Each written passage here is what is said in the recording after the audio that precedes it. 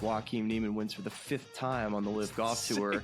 And I don't know how many starts they've had. Is it 9 at this point? Probably, maybe 10. So he's won half the time virtually. He has, and this is again a stat. Sean Lowry is our guy who sends me live stats every week. I love that you get live stats every week from. It's so good. The Smiley Show, only on SportsGrid. Sadiq Bey coming off the bench. Alvarado missed a lot of time. Jordan Hawkins has had his moments. So and remember, they picked out even a guy like Kevon Looney off the bench. So to me, they could be there. You know what? And it's crazy because last year I was so big on them, and now I'm off of them. But I'm going to say it. Fly Pelican. 7-1. Fly Pelican. Fly Pelican fly. 7-1. What's the... Here's why JY is great. Because sometimes I almost, it's tough when I sell JY, because now what will happen is, right? I mean, listen, it's the middle of the summer. You know what I mean? And what's going to happen in 2 months from now, JY's going to go, now listen, me and K-Dub love these Pelicans. I'm like, when did I say that? Whoa, I don't remember that one. JY. Betting above the rim, only on SportsGrid. So I drafted Aaron Jones in my dynasty league, but he's like my 4th running back, to let you know that people don't really believe in him. And by the way, when you play in a dynasty league, I always play to win this year. I don't worry about next year. I want to win now. Flags fly forever. I'll worry about next year. So, but I got Aaron Jones last year, 11.38. So he's going to drop that down by almost 50%, not to get this total here. Yeah, I think he gets. I'll take the over. Fantasy Sports Today, only on SportsGrid.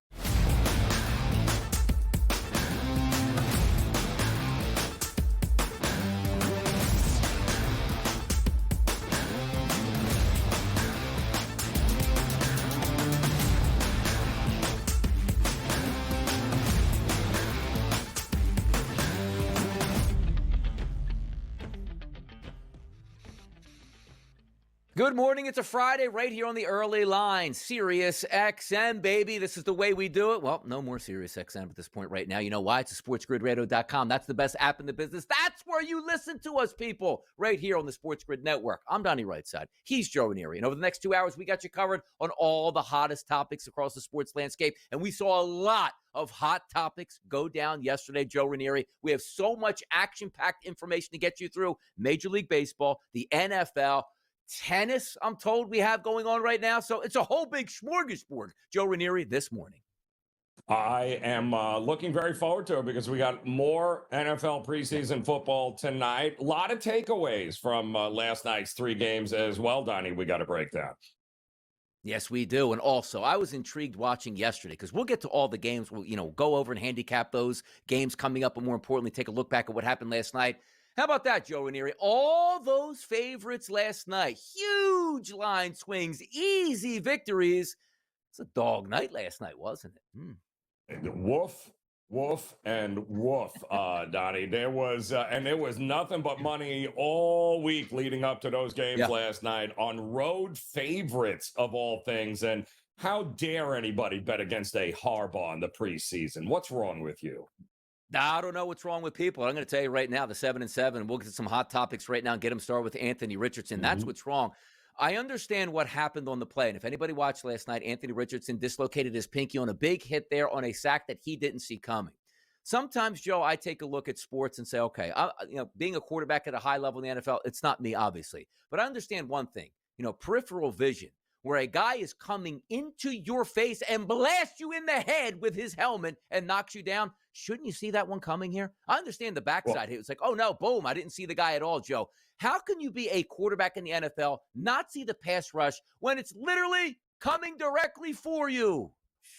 Yeah, well, that's the pre-snap read. Where was it? It wasn't like they were trying to disguise this guy coming off the edge. I mean, the guy was standing there breathing fire down his neck, and he never ever looked at him. So, and unfortunate, it really was. I still don't know whether or not there should have been somebody that was pulling out that should have at least clipped him if it was a broken play or a missed communication, but it was clear that, and this is what we were worried about, wasn't it, Donnie? It was clear that Anthony Richardson is learning on the go, and that's an issue for the Colts right now.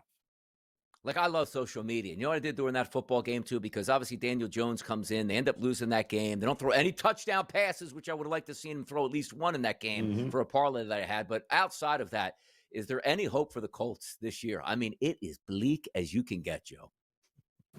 They're going to have to establish a running game in a big way, and that defense is going to have to be big. They're going to have to be really big. I mean, but listen, it is what it is. You've got an inexperienced quarterback and a backup quarterback. Those are your two quarterbacks, and then you got the rookie, and that ain't going to help you either. So you better do it in the other facets of the game, including defense, running, and special teams.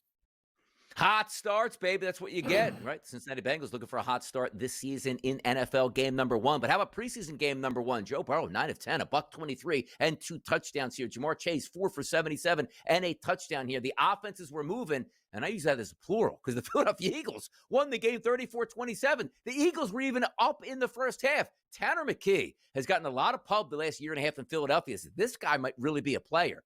Joe, how about with the backups? 20 of 25, 252, and 2 touchdowns, a passer rating of 135. This kid can play.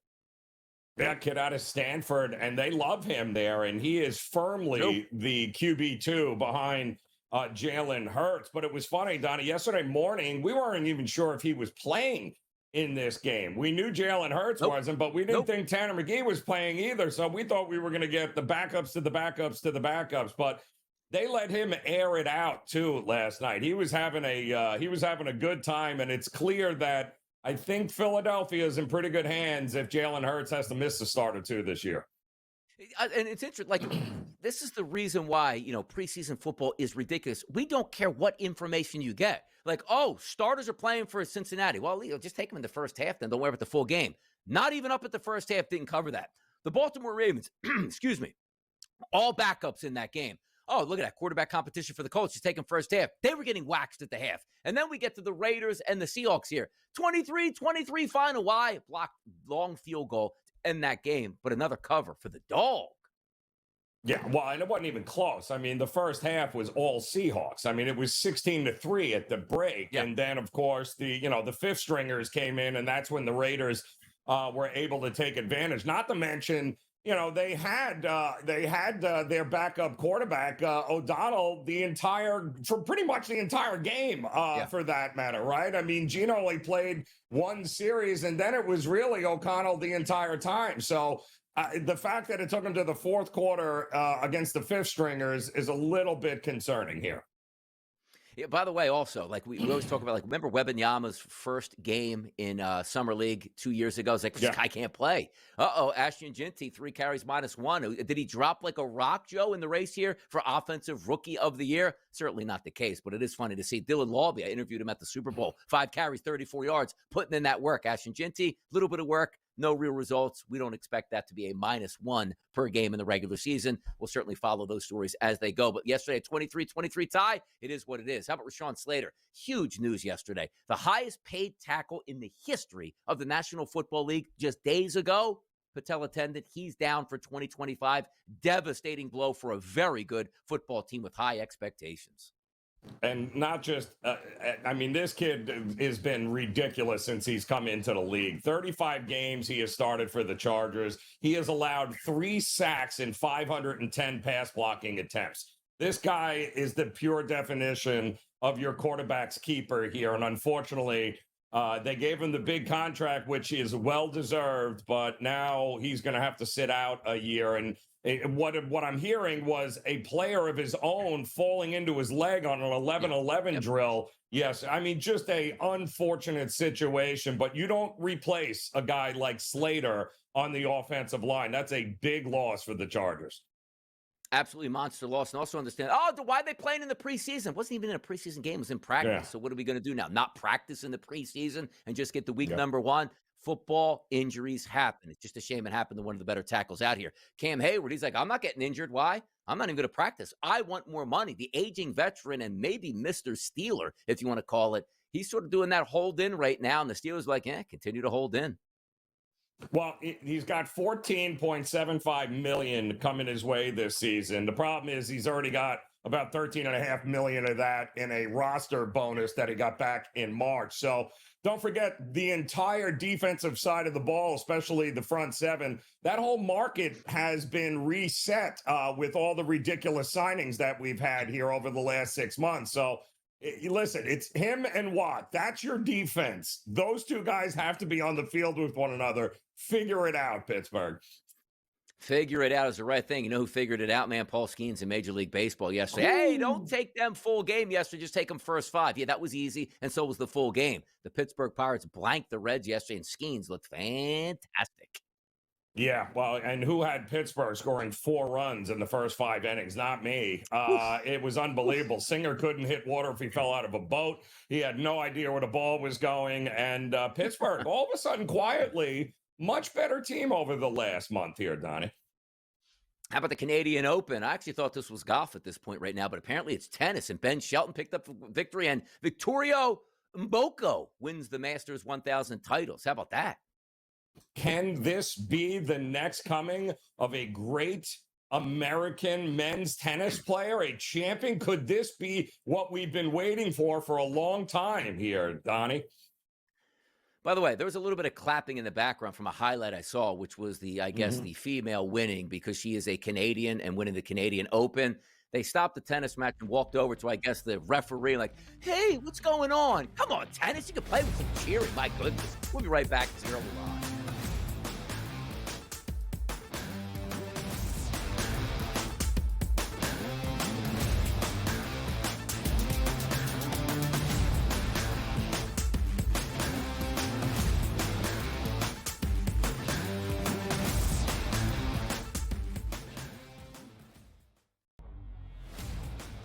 We don't care where you were drafted. You outperformed somebody, you're going to be on that football field. Now, again, there are extenuating circumstances where he drafted quarterback number 3 overall. Yeah, they're going to try him out for the next 3 to 4 years, even if he's not as good as anybody on that roster. But from Shadur's perspective, that's probably the case. Tyler Huntley, Shadur Sanders, Dylan Gabriel, Joe Flacco, Kenny Pickett, Deshaun Watson. There's a lot of names on that list, not a lot of good names on that list, so he can earn a job on this football team. The Early Line, only on SportsGrid.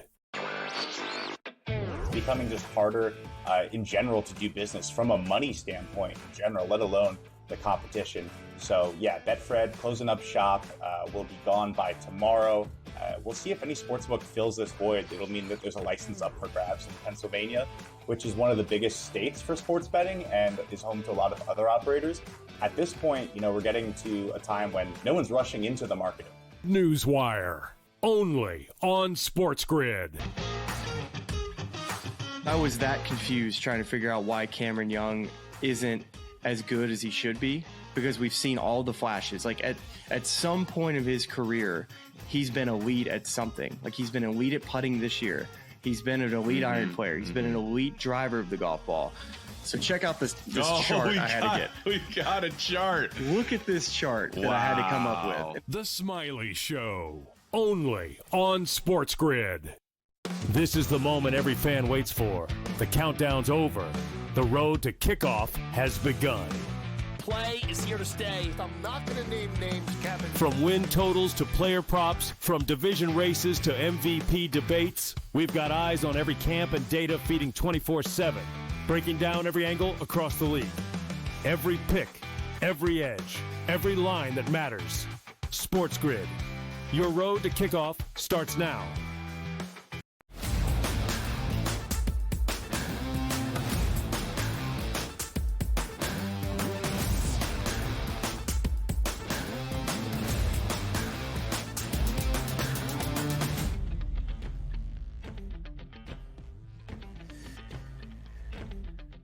Early on, rocking and rolling here on a Friday. Love to see it on the SportsGrid Network here. And the NFL was taking center stage last night. By the way, 3 NFL games last night in the preseason, only 4 in Major League Baseball. We'll hit those Major League Baseball games a little bit later in the show, but the focus last night certainly was on a quarterback competition from the Charm City. And that competition didn't have anything to do with Lamar Jackson. It had to do with Daniel Jones and also Anthony Richardson.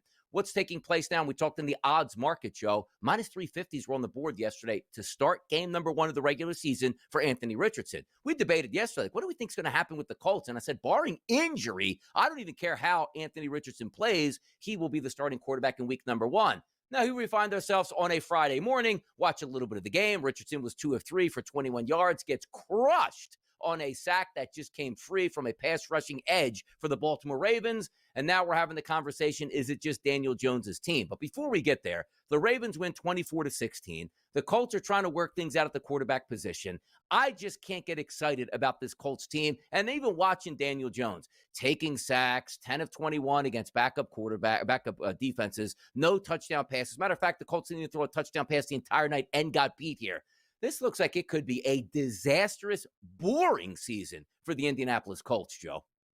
We're going to see what the prop is on Riley Leonard being the starting quarterback by the time we get to week 6 or 7 here, Donnie. And if we're being honest, what's the difference between him and Danny Dimes anyway? I loved what he had to say at the end of the game. And this is a kid that, was part of the national championship last year. And this was a guy that, he's like, I got to make the adjustments to the NFL here. Obviously, I just can't think escape routes are the way to go. He's like, I'm learning. And there's hope for a kid like him maybe to come into his own while everyone is focused on Richardson, who's never going to stay healthy, let's be honest. And Danny Dimes, we already know what we're going to get. So, ironically, Riley Leonard here, your rookie quarterback, might be the one that is the best out of all of them come the middle of the season.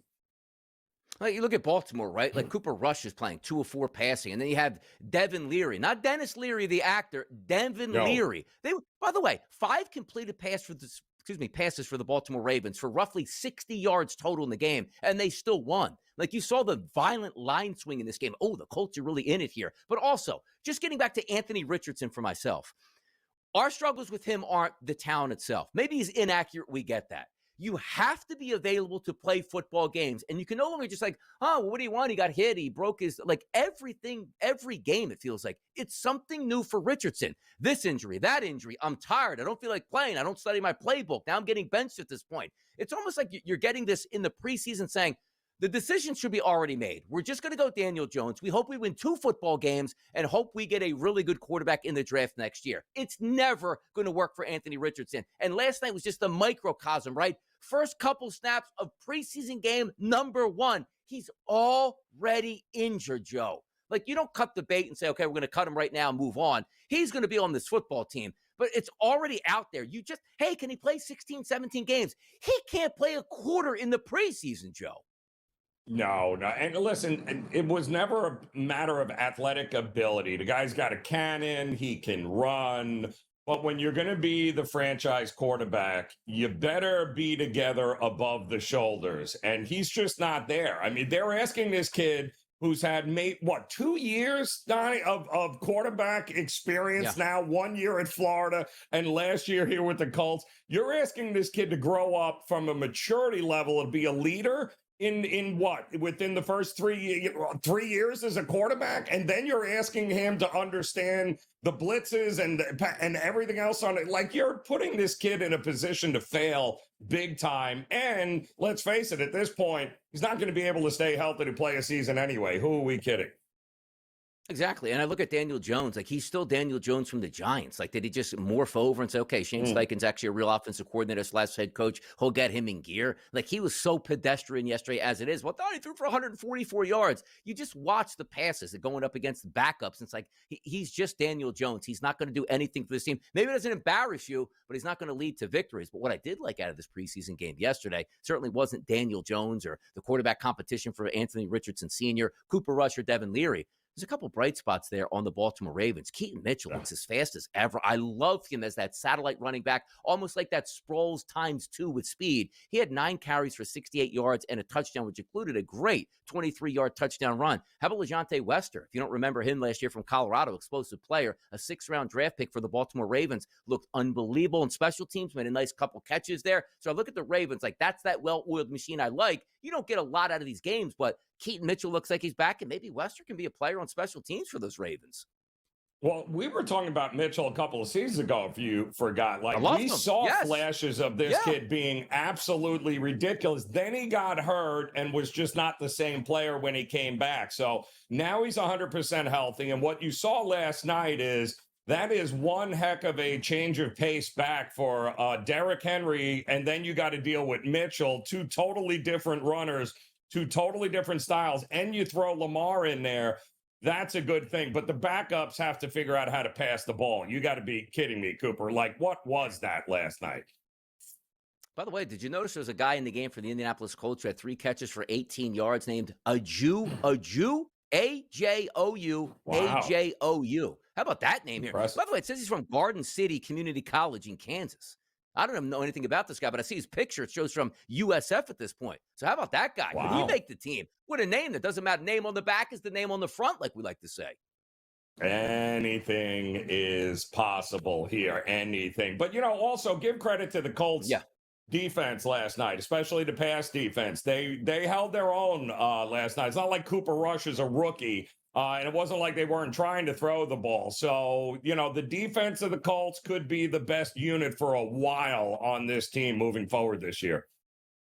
Yeah, showing here, it says the total yards passing as a team were 49, so I don't know how that factors into maybe sacks or whatever it is, but you took a look at the passing yards, 240 for the Colts. Like, oh, they must have had a really good quarterback battle. Oh, they must have won that game easy. No, they lost. So congratulations to the people who say, hey, I'm going to ride that steam and bet it here, 1.5 to 6.5 at game time. How about a 24-16 victory for those Baltimore Ravens here? Just the way it sort of plays out. Big dog night across the landscape here in the NFL preseason. And that game number 1 we watched out last night, the Baltimore Ravens. Shame on you people for not backing the Baltimore Ravens if you didn't last night. More National Football League talk in the preseason coming up next right here on the SportsGrid Network.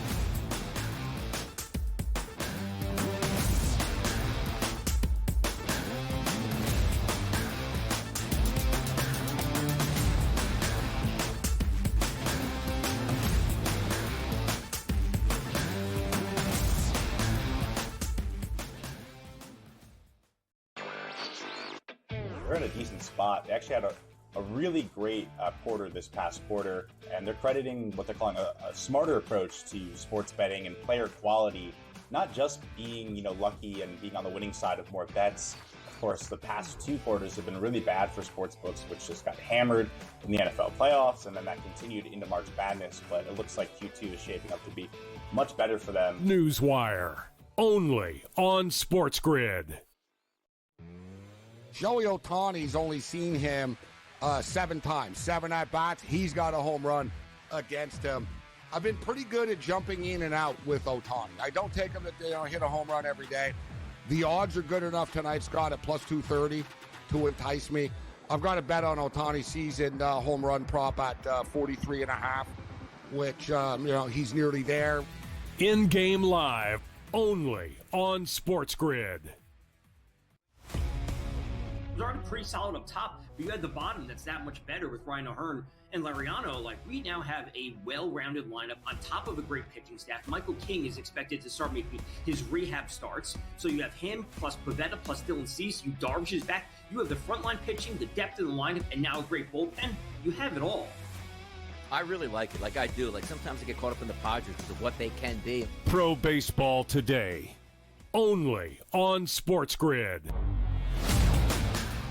We don't care where you were drafted. You outperform somebody, you're going to be on that football field. Now, again, there are extenuating circumstances where you draft a quarterback number 3 overall.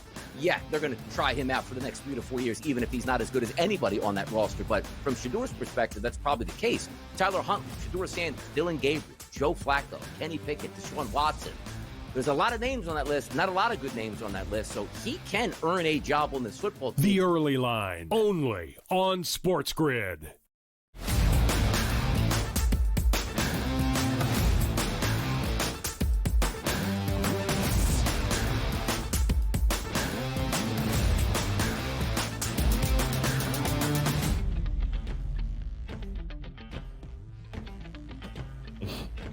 Football, more football. Triple header yesterday in the NFL. Had a couple early games in the late night out on the West Coast there between the Seattle Seahawks and the Las Vegas Raiders, which we'll get to. But in the city of brotherly love, the NFL champions here Why? Because they won the Super Bowl last year, taking on the Cincinnati Bengals. And this was an intriguing game to us because usually it's like, okay, Bengals not going to play any starters. Eagles not going to play any starters. What a boring game. But we start hearing from Zach Taylor saying, no more slow starts in Cincinnati, Joe Ranieri. We're going to put our best players on the field and let them rip. And Joe Burrow did that. 9 of 10 for $123, 2 touchdowns, played a couple series in that game. That offense looks like it's moving. Now, granted, the Philadelphia Eagles defense was playing its backups. You understand that. But those were the expectations. Let's get hot. Let's get in. Let's get out. Let's score some points and see what happens. Now, the Philadelphia Eagles did end up winning this game, Joe. But what did you think about the Cincinnati Bengals playing their offensive starters in that game? They looked pretty smooth. I got to tell you, it's pretty funny. I mean, Burrow ended up dropping back to pass more times last night than he has his entire preseason career, Donnie. That tells you exactly what you need to know. Like, they went out there and said, we're going to change this thing up. We're going to get our guys, the starters, the reps. We don't care if it's against the backups. And it's exactly what you would expect it to get. 9 of 10, $123, and 2 touchdowns. They got 15 reps. And it was exactly spread it around. Jamar Chase, T. Higgins, everybody got involved. Chase Brown, everything you would hope to get out of those 15 reps, you got out of them. Kudos to the Bengals for mixing it up and trying something different. Yeah, how about that, too? The Sharps out here on the street, pushing that line all the way up to 6.5. What an easy victory for those Cincinnati Bengals. Certainly not the case yesterday. If you would have told me before the game started, 268 team passing yards for the Cincinnati Bengals and Joe Burrow was on fire, you probably thought that the Philadelphia Eagles got absolutely wasted in this game. Because game number 1 of the preseason, like we call it preseason week 0, you got an absolute blowout in that Detroit Lions-Los Angeles Chargers game. You might have thought you were looking for the same thing. Hey, one team's probably going to play better players than the other. Wasn't the case. Why? Tanner McKee was fantastic yesterday. 20 of 25 for 252 and 2 touchdowns. Now, understand this, too. Where social media is out there, beat writers are there. We have more information than we would know what to do with in the past, 20 years when you used to look at preseason football. You had no idea what the depth charts were. The word on the street was we probably weren't going to see a lot of Tanner McKee in game number 1. It'd be more Kyle McCord and maybe Dorian Thompson-Robinson. You saw a lot of Tanner McKee. Guys, 25 passes completed, 20 for 252 and 2 yesterday. He looked like the better quarterback on the field going up against Joe Burrow. Now, granted, again, it is the preseason. But most people reading the clippings here saying, yes, we understand how this game is going to play out. That's why that line moved all the way, only to tune in and be like, wait a second. McKee's playing damn near the whole game. He wasn't even supposed to play in this game, Joe. No, we didn't think he was playing in this game. And then not only did it play, they let him air it out. But when you break it down on what he did, he was 5 of 6 for 73 yards and a rushing touchdown against the starters. He played for 2 series against the Bengals first-team defense, and those were his numbers against the starters of the Bengals. Then he went 9 of 11, $120, and 2 touchdowns to close the rest of the game, rest of the half. I mean, what else do you want from the kid? He had 153.2 QBR rating. He scored 3 total touchdowns, and the Eagles, I think, scored in 4 of the 5 first-half possessions that he was on the field for. So what else do you want? I mean, win-win for everybody involved in that preseason game. By the way, also, in college football, Joe, it's like, hey, man, which I never understand. Let's have a little bit of fun with this. Like, when I was in college, I was number 13. You would think of somebody else like, hey, man, I play defense. I want to be 13. Like, you're not wearing my number ever at this point now. I never understood where somebody's a number 1 on offense and a number 1 on defense. Like, don't you want to just be that individual and that superstar yourself? I'm looking at the box score right now for the Philadelphia Eagles. I've never seen this before. Like, Shunderick Powell, it says number 39-0, which means there's 2 39s. Darius Cooper, the wide receiver, number 41, offense here. Taylor Morin, number 45, offense. I don't know if I've ever seen that listed here with multiple numbers like that. So here we go. Just like in college, looks like in the preseason, guys just wearing random numbers out here. I think there was a kicker last night that was wearing 33 too, which made no sense. Like, what are we doing? Like, linebackers wear 0. Like, what is happening? It used to be, right, if you were a defensive player, linebacker, you were in the 50s. I don't care what it was. Yes. That was what you were. That's what you were wearing. Now we got kickers wearing 33s. Amazing. Like, we understand that, right? Like, college has that sort of like intrigue. Like, okay, number 1 for a big fat defensive tackle. Okay, that's charming. In the NFL, like, can we just get back to the old ways? The normal numbers. Everybody knows who they are. I'm like, oh, That's Jadeveon Clowney wearing number 2. Like, no, come on now. Just put him in his normal number and let's be away with it at this point. But we did have one more football game to cover. We're going to get to that next. Vegas Raiders.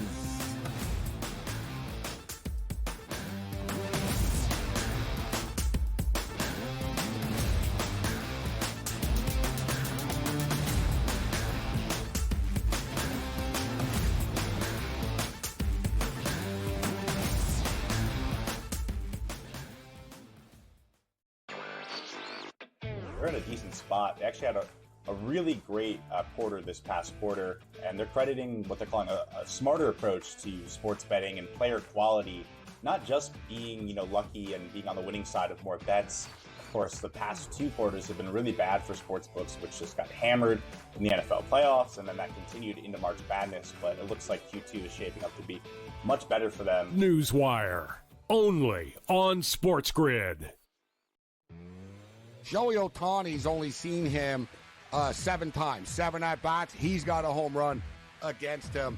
I've been pretty good at jumping in and out with Ohtani. I don't take him to hit a home run every day. The odds are good enough tonight, Scott, at plus 230 to entice me. I've got a bet on Ohtani's season home run prop at 43.5, which, he's nearly there. In-game live, only on SportsGrid. Was already pretty solid up top, but you had the bottom that's that much better with Ryan O'Hearn and Lariano. Like, we now have a well-rounded lineup on top of a great pitching staff. Michael King is expected to start making his rehab starts. So you have him plus Pivetta plus Dylan Cease. You Darvish is back. You have the frontline pitching, the depth in the lineup, and now a great bullpen. You have it all. I really like it. Like I do. Like sometimes I get caught up in the Padres because of what they can be. Pro Baseball Today, only on SportsGrid. We don't care where you were drafted. You outperform somebody, you're going to be on that football field. Now, again, there are extenuating circumstances where you draft a quarterback number 3 overall. Yeah, they're going to try him out for the next 3 to 4 years, even if he's not as good as anybody on that roster. But from Shadur's perspective, that's probably the case. Tyler Huntley, Shador Sanders, Dylan Gabriel, Joe Flacco, Kenny Pickett, Deshaun Watson. There's a lot of names on that list, not a lot of good names on that list, so he can earn a job on this football team. The Early Line, only on SportsGrid.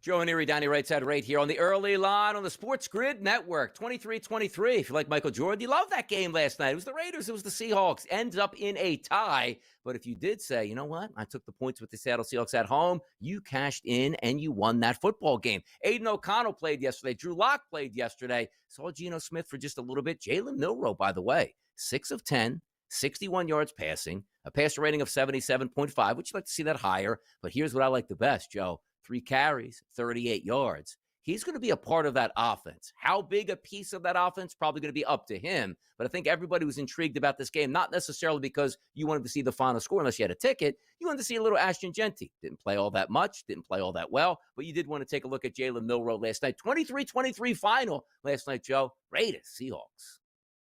Yeah, and it was really a tale of 2 halves here because the Raiders were abysmal in the first half of this game. It was dominated by Drew Lock and the Seahawks. I mean, you had Geno out there for one series, and then you had Aiden O'Connell the rest of the way for the most part. And listen, it wasn't good until, of course, the 3rd, 4th, and 5th stringers started coming in. Then all of a sudden it was good. But we had guys, I mean, they were attempting 50. Every time I turned around, it was a 50-yard, 55-yard field goal attempt or something going on there. We didn't see any of the Sam Darnolds, the Kenny Walkers. We didn't see Cooper Kupp. We didn't see any of the guys we wanted to see there on that side of the ball for Seattle. But they dominated the Raiders in the first half of this game. Wasn't even close, 16-3. And then, of course, the backups came in, and that's where it changed for the Raiders in the second half. Yeah, what do you think the angle is this year for Jalen Milroe? Like, there will be packages for him to be used because he is electric when he has the football in his hands with a chance to run. I always reminisce about, Cam Newton being in New England. Hey, maybe he could have stuck around and just been like that goal to go back, fourth down running back / quarterback at this point. Jalen Milroe is certainly a fun piece at this point, but obviously they spent big money on Sam Darnold to be their starting quarterback as well. I didn't get a lot out of this football game. Number one, I didn't watch a lot of this football game because it was on late, but Aiden O'Connell, 18 of 30 for 205. He's basically just sitting there as, can he be the backup quarterback, knowing now that Geno Smith is the full-time starter for the Vegas Raiders at this point right now. But just looking at the overall statistics, not impressive either way. It was a lot more fun handicapping those first two games of the night because it seemed like there was more intrigue. Cincinnati Bengals starters, quarterback competition in Indy. We didn't really have too many competitions as a late-night game, so it's probably, rightful that it did end up in a tie at 23-23. Yeah, I mean, listen, Seattle picked him off twice in the second quarter, Aiden O'Connell. And it wasn't like they were the starters there. So, the backup defensive backs for Seattle were having a field day jumping the routes because he was telegraphing everything there. So, but, again, it is what it is, Raiders. But I'm not sure that it's that much of an upgrade with Geno Smith. But for the most part, the defense of Seattle, I think, was maybe the most impressive unit in the first half of this game. I thought they did a lot of really good things, and even the backups, again, picking guys off. They seem to be way ahead of the offense in a lot of different areas. Yeah, certainly have here, but we'll see them moving forward. You got game 1, you got game 2, you got game 3, you got the full season cuts, then you head into September for the regular season. Do you know who's not going to be there in the regular season this year? Rashawn Slater, star left tackle of the Los Angeles Chargers, a devastating injury because when you handicap that football team, the strength of the Chargers is the offensive line. The strength of the Chargers is being able to run the football. The strength of the Chargers is being able to hold off that pass rush and let Justin Herbert, sort of matriculate that ball downfield. What a devastating injury, which also understand this. That's a patella injury. Like, that is a serious injury. There are no guarantees that you just pop back, Joe, and you're back to normal even in a year at this point. Hopefully the surgery goes well, but for a guy, it's a double-edged sword for the organization, right? Paid the guy because you want to. He's a superstar.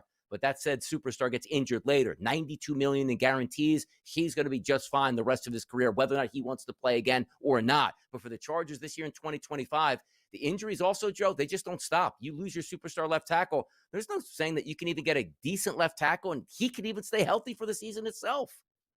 Yeah, it's tough, man, because the offensive line was going to be one of the biggest strengths of this team, and nobody knows it better than Coach Harbaugh there. But, you can't replace a guy like this. The good news is they have another young guy in Alt, the former Notre Dame offensive lineman who knows a lot about left tackle. He's played a lot of it, and they might have to switch him over there now to protect to protect Herbert. But you can't. The guy's only given up 3 sacks and over 500 dropback attempts, man. That's why they gave him the extension that they gave him here. This is the guy literally in charge of protecting Herbert's blind side, and now, unfortunately, stupid freak injury during practice. Guy falls into his leg, and here we are. He's out for the entire year. It's just unfortunate. Maybe dodging a bullet here in Houston. C.J. Gardner-Johnson traded away from the Super Bowl champion Philadelphia Eagles to go down to the Texans to be the mouth of the South, if you will. He goes down with an injury, looked really serious, but it turns out his ACL is intact. I guess they're going to do more like MRIs and test on that knee today, but it looks like he might have avoided the catastrophic injury. Yeah, he was happened on during a tackle during practice that they having right now in West Virginia. So good news. Unfortunate that it happened, but good news is they're not expecting it to be season ending. So he is going to be a big part of that secondary and that defense. It'd be great to get him back on the field. Cam Hayward seems like he's on the last legs in the NFL, but still a really good football player for the Steelers. And sometimes you just want to take care of your own. It doesn't seem like right now that the Pittsburgh Steelers want to do that. I understand with the contract negotiation, he's basically on a year-to-year deal. He has one final deal. It's like $15 million this year, which they accelerated a lot of those guarantees earlier in the offseason. But now he's got those guarantees, and now he goes, well, I want a little bit more for the future right now. Sort of an impasse right now in camp for the Pittsburgh Steelers and Cam Hayward. They're all world tackle. 71 tackles last year and 8 sacks at 35 years old here. He has been with this organization, and it's so Steelers, right? Because he's been with them since the 2011 when they drafted him, right? But the combo of him and Watt is just, you can't get away from it. I mean, that is a huge 1-2 punch, and you need that. So I'm sure he's not asking for the world, but whatever it is, I'm sure the Steelers can figure out a way to make him happy and keep those two on the field this year. Exactly. The way to your hearts in Pittsburgh is having a bone-crushing defense. Highsmith, Harmon, Hayward, and Watt. Keep those guys together. That's your chance at winning football games. A really good defense on deck. You just want to make sure you have all those pieces in game number 1 and happy moving forward. Cam Hayward, Mr. Steeler, I think they'll get a deal done sooner than later, but it seems like they're impasse right now. But there is still time before the regular season. He's just sitting out some of those practices at this point. A guy that won't be sitting out this weekend, you know who that is? That's Travis Hunter, man. Going both ways on Saturday night. The intriguing part's going to be is what's more the focal point? Splashes on offense, splashes on defense, full-time offense, a little bit on defense. We don't know exactly how they're going to deploy Travis Hunter. And the one thing I do know, Joe, they're not exactly going to tell you how they're going to deploy Travis Hunter. Keep it under wraps. I wouldn't either, to tell you the truth. But, we'd be crazy to think that they didn't draft him in order not to utilize his set of skills. Very unique set of skills there, Donnie, on both sides of the football. I'm looking very forward to it. I think ultimately they will decide whether it's defense or offense that he is going to play the majority of snaps this season, but it's going to be fun to see him on both sides of the ball. No, it will. And also, understand, where he's actually going to dominate. And there's that tug of war, right, where Liam Cohen's like, okay, I'm the head coach, but I'm also the offensive coordinator. And then you see Trevor Lawrence saying, what do you want to do? Break up, I'll pass a game? Or you want to come over here and I'll fire that football your direction, double digits, you'll score touchdowns, you go over 100 yards, you'll have much more fun on offense. If you were pulling the strings here, Joe, where does he play more? Listen, you want to try to give your $250 million quarterback that you overpaid as many weapons as humanly possible. So let him play offense until your defense gets burned and you need him on that side. We know Travis Hunter is going to be playing football in late September. Do we know if Paul Skeens is going to be pitching in Major League Baseball in late September? Skeens Day, how did it turn out? We'll tell you next.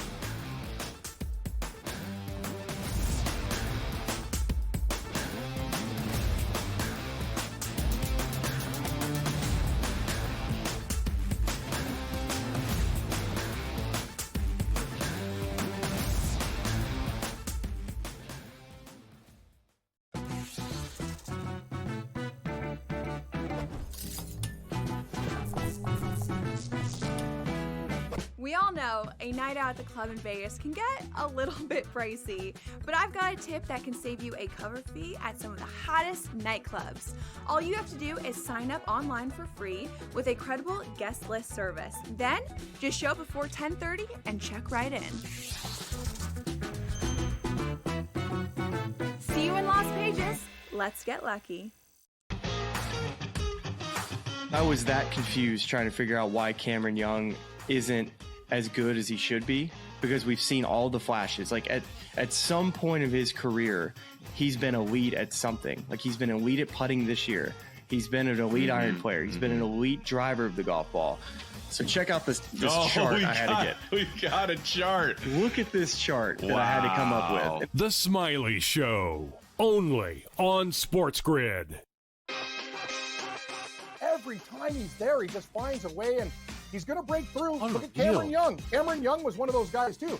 Remember Cameron Young? Second in the Open Championship. Fourth, plays great in majors. Almost won the Canadian Open again. I seen this guy play live. I'm like, how does this guy not have a win? And then last week, Kev, you saw what he did. He put his foot on your throat wrestling style. He didn't just win. He murdered the competition last week. Game time decisions. Only on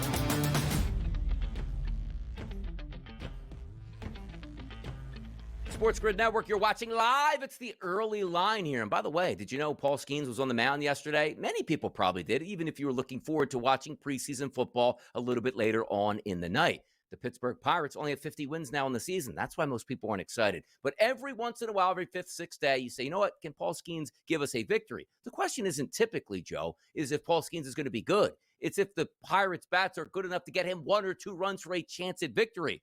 How about 3 runs in the first inning? How about 4 runs by the time we hit the 5th? How about a 7-0 victory over the Cincinnati Reds, who are trying to fight for a playoff spot? Skeens yesterday, his statistics: 6 innings pitched, 7 hits, no earned runs, 8 strikeouts, and no walks here. Skeens improves to 7-8 on the season, which is ridiculous because how bad his Pittsburgh team is. That's through no fault of his own. And if we look at his ERA on the season now, 1.94. The kid deals. But does it really matter in Pittsburgh? It doesn't. It's funny, though, because we had mentioned yesterday, too, that in the 3 previous starts against Cincinnati, he has just dominated this team in every way, shape, or form. He did it again last night, but he did give up, I believe, the most hits that he has in a game, because they did get 7 hits on him, but that was nothing of any consequence there. Yeah. He got the strikeouts. He got through the 6 innings. And really, it just at that point, you were hoping the 4 runs was going to be enough. And then they added a few more, obviously, and finished the shutout there 7-0. But, you know, you got to be conscious of this guy and the innings because, let's face it, I mean, you're not competing for a World Series here. The last thing you want to do is just burn this guy out in meaningless games come September. So they got to be very conscious on what they're doing with him.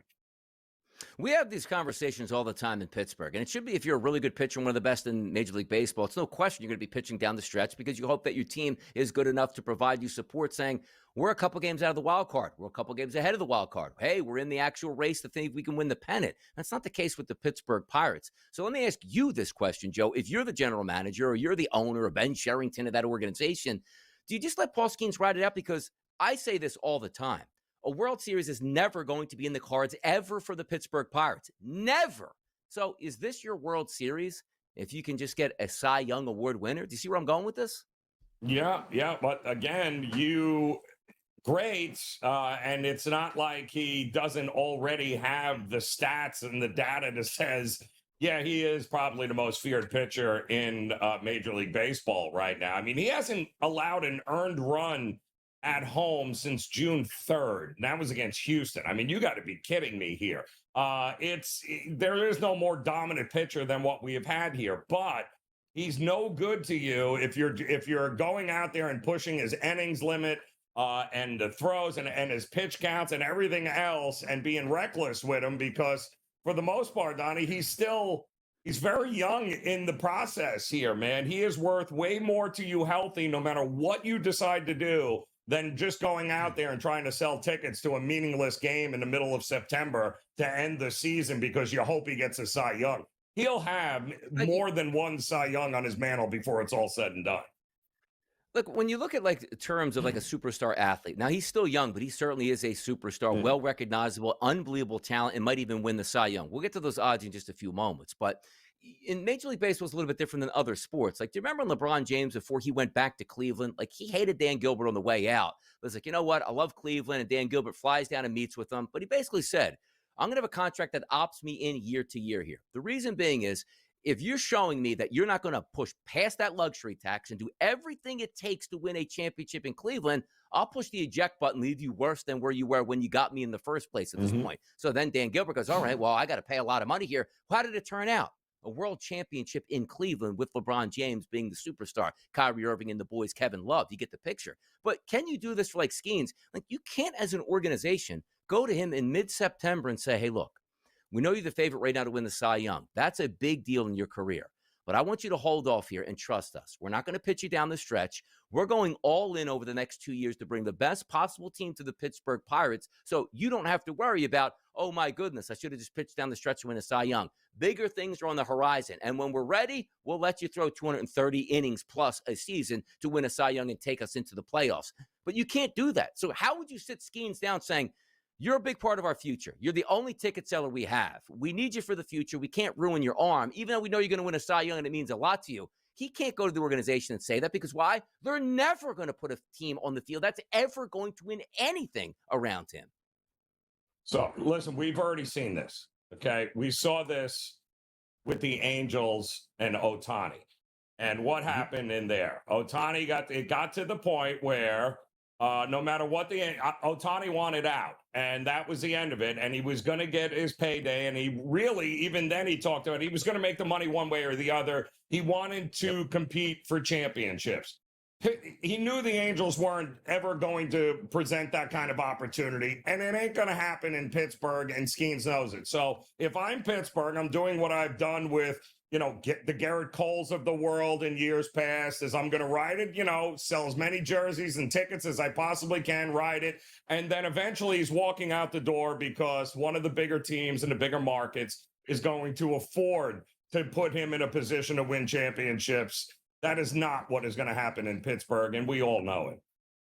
And by the way, the head-to-head now in the Cy Young is basically down to two pitchers as it feels, Paul Skeens and Zach Wheeler. In the odds market, Paul Skeens is a minus 280 favorite. Zach Wheeler's a plus 190. If you look at the head-to-heads here for them, ERA, 194 for Paul Skeens, electric, Zach Wheeler, 2.64. Here's the issue you have with both sides, too, Joe, that we keep talking about.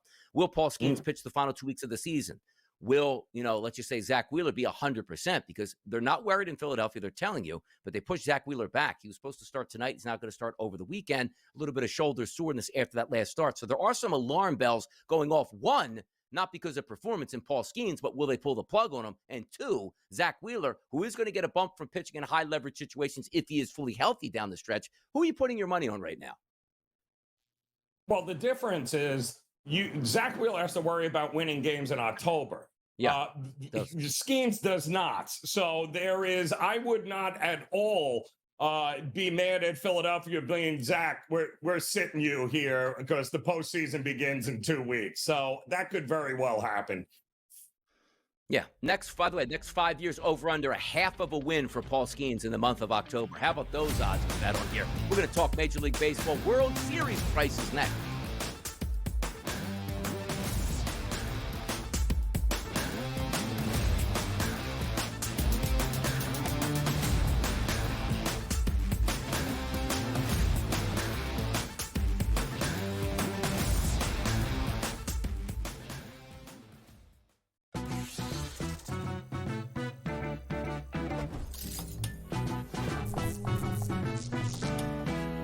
We all know a night out at the club in Vegas can get a little bit pricey, but I've got a tip that can save you a cover fee at some of the hottest nightclubs. All you have to do is sign up online for free with a credible guest list service. Then, just show up before 10:30 and check right in. See you in Las Vegas. Let's get lucky.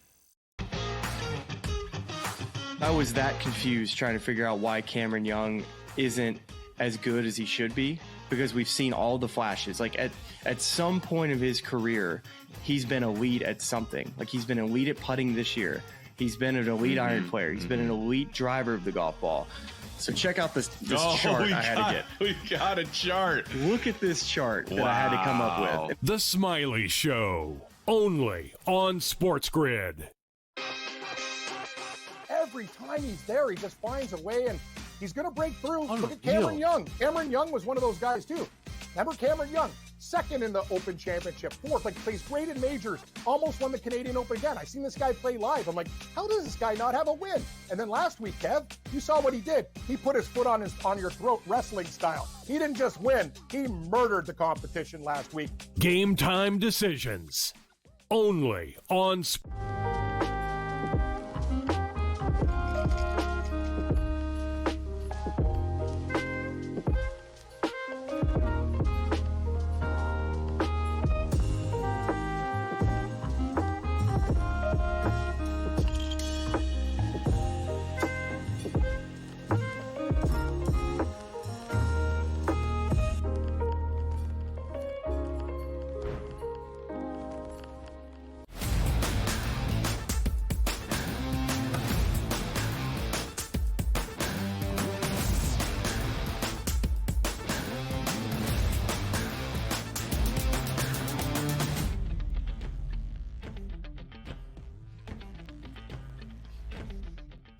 It's never too early to talk World Series, just not including the Pittsburgh Pirates. That's easy to exclude them from the conversation, but a lot of teams vying. And by the way, if you haven't noticed right now, maybe it's just a boring team like Milwaukee, not the biggest city in the world here that we're talking about. Ooh, look at them. They're competitive every single year. Pittsburgh Pirates, non-competitive every single year. The reason I bring up the Milwaukee Brewers, they are steaming up the odds leaderboard right now. The Dodgers are always going to be the favorite, people. Just get it through your thick heads. Plus 250 price. The Phillies in second place currently right now, plus 750. The Tigers at 10-1. The Mariners now, fun team at 12-1 right now, picking up a victory yesterday. And then they're the Brewers, who just go about their work, seemingly winning every day. Best records in baseball. Yeah, the Brewers. That's who we're talking about here. Let's start not at the top that we typically do with the Dodgers. But let's talk the Brew Crew here, invading the top 5 in the odds market. Is there truth to them right now? Do you buy them right now? Listen, we've been telling folks for the last couple of weeks here, especially once Brandon Woodruff came back and looked the way he looks. That is a very fearsome, and it looks like Mizorowski is going to be just fine. Looks like he'll be back here in a couple of weeks, may miss a start or two. But, that rotation with the way that team hits with a whole lot of, and we see this a lot, Donnie. I mean, look back in the days when the Royals were winning World Series, or the Marlins, and all these smaller market teams, filled with a bunch of guys that were they were good baseball players that played great together. That's exactly what you got going on with the Brewers right now, only they have a pitching staff and a bullpen right now that is heads and tails above a lot of other teams that they're going to have to beat to make a run at a world championship.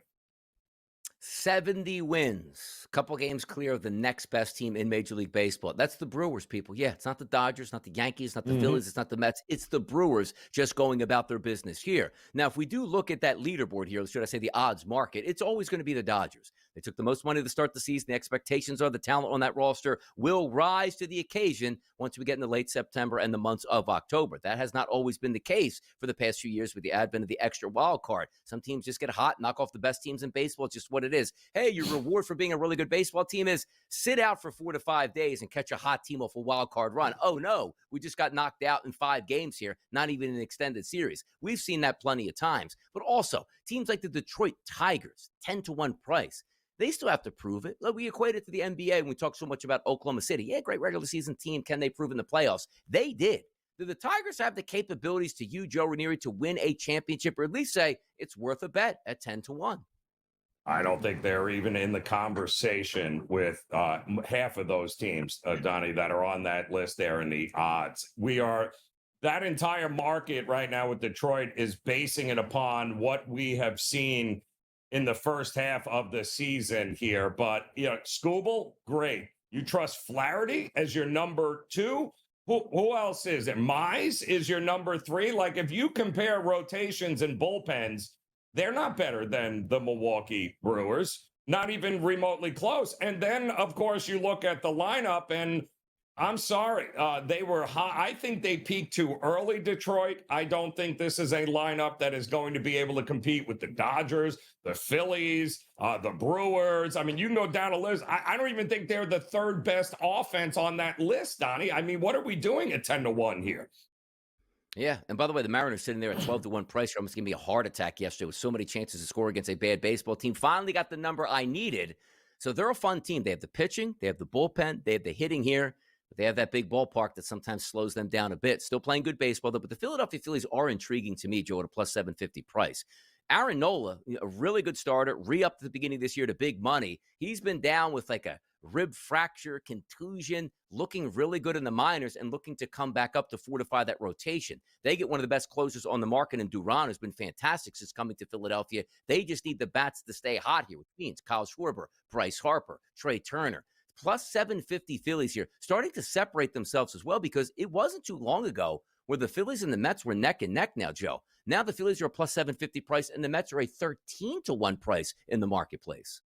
I go back to middle of June, and the Mets had the best record in Major League Baseball, right? And then ever since that moment, it has been downhill. And we always know Philadelphia plays their best baseball in the second half of the year, rolling into the postseason. I don't think anything has changed here, Donnie, with this team, especially if they can get Nola back and healthy. Absolutely. We'll see what happens down the stretch. So a lot of Major League Baseball to play. The Mets not playing their best right now. The Phillies trying to extend that lead in the NL East, but it's always going to be the Dodgers in the National League at the top of the heap here.